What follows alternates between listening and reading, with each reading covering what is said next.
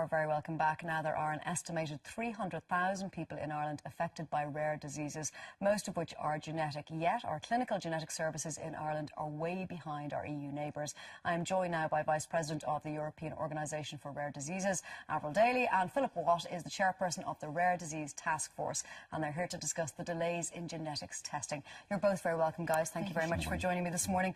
Philip, I'm going to come to you because the story yesterday was front page on the Irish Times, and I read it as somebody who knows nothing about this world, and it seemed to me outrageous that two organisations couldn't get their act together to create a waiting list. But you were just explaining to me it's even worse than that, that people aren't getting access to consultants to then be included onto a waiting list, and when they're on that waiting list, that gives them access to care, maybe in the UK or elsewhere. But they can't even get access for a diagnosis. That's the real issue.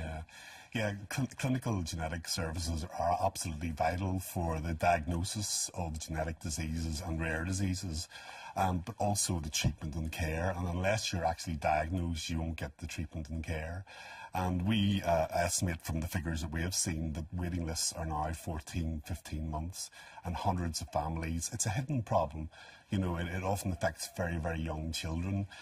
Parents are reluctant to come forward because some of the disorders can be quite extreme, you know. So it's a problem we've highlighted for the last 3 years, yet no action has still been taken about it. So, Avril, does this mean you could have, quite this morning, watching Ireland AM, hundreds of families with young children who have something very severely wrong with them, but yet they go undiagnosed and might do so for 6 months, a year longer, who knows how much longer? Is that the reality? Well, that is the reality. That's what people are living with.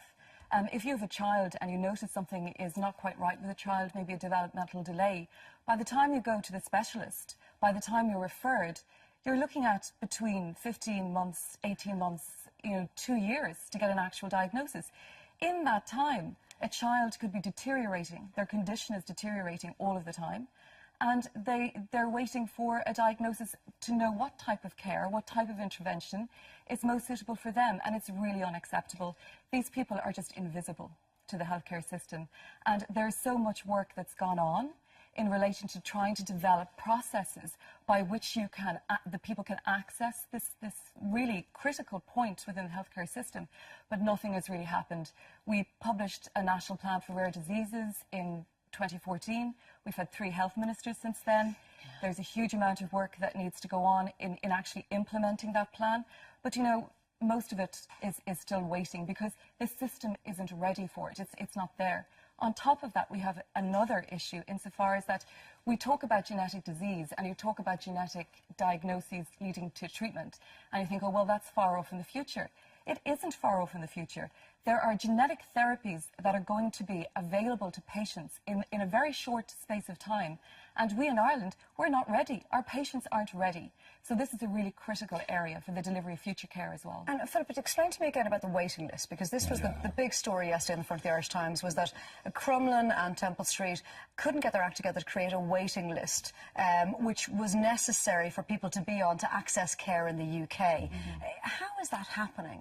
I think it's less an organisational issue than a resource issue, and a survey was carried out about 2 years ago and showed that out of 14 countries in the European Union, Ireland was at the bottom in terms of consultants dealing with genetics and genetic counsellors. That is the key issue.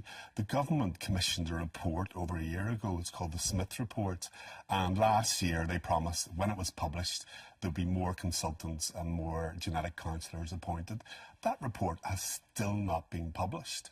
It's still not been published. It's an absolute disgrace. And when it comes again to the waiting list, because became clear to me from yesterday that to access care in the UK, you need to be on this NFTP waiting list. That's very important.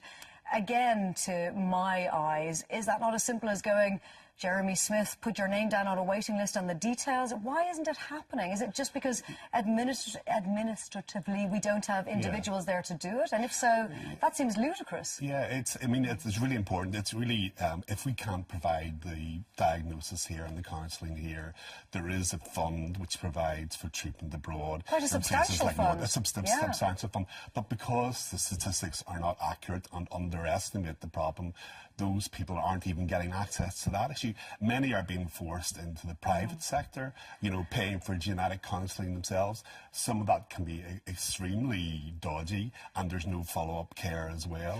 It's something that needs to be provided by the state in Ireland. Avril, just for people at home, when we yeah. talk about genetic conditions, there's a whole swathe of things that includes. So what are we talking about? Well, genetic conditions refer to things like cancer, heart disease. It's not, you know, it's rare. They're rare conditions individually, but collectively, you're talking about 300,000 people in the country. That's a massive portion of the Irish population. So you're talking about everything from disability-causing conditions, conditions that affect mental health, conditions that affect sensory disabilities. So everything and anything could have a genetic component. 80% of rare diseases have a genetic component. So it's a really significant problem. So 300,000 people, So how many consultants do we have? We have 4 whole-time equivalents. And also, and I think it's important, and Philip referred to it as well, in order to receive a genetic diagnosis, you have to be informed by a genetic counsellor. I think we have 3.7 whole-time.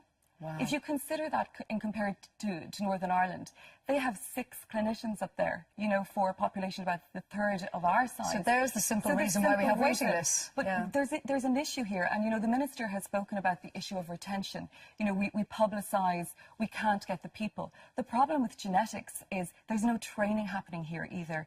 People are approaching retirement age. Where are we going to get the clinicians? Are they going to come back from a well-resourced system in the United Kingdom, the United States?